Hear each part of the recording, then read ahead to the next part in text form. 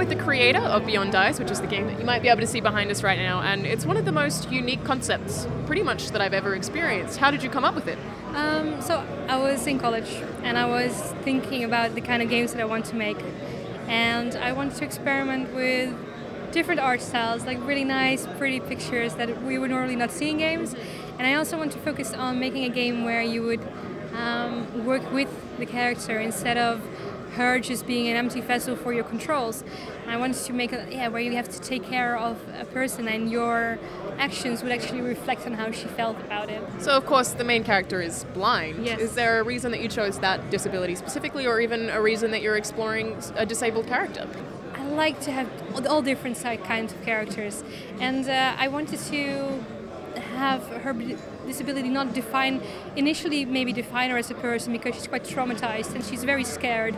But as the game progresses, you kind of allow her to be more than just her disability, and she becomes more of a person and more of a well-rounded character herself, and by overcoming fears and growing.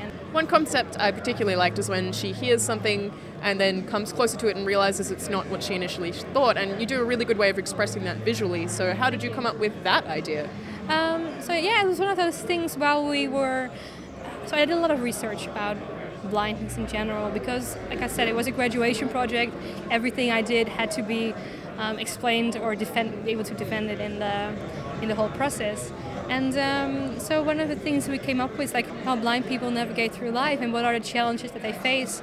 And that idea of not knowing what it is one of those things that, because you can only visualize or imagine things based on your pool of reference, and hers is very limited because she's been so sheltered for most of her life. Her remembrance of the world is basically all these bright colors and these idealized storybook pictures.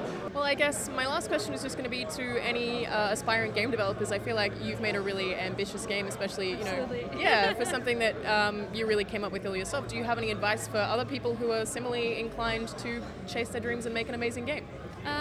My main advice would be look outside of games. I know a lot of people get into games because they've grown up playing games and they have all these memories that they try to translate, but instead of recreating what's already there, try to boil it down to that feeling what it originally was, and try to cross the boundaries of what you think games are, because there's so much more games can be, but you have to be willing to take the risk to do it.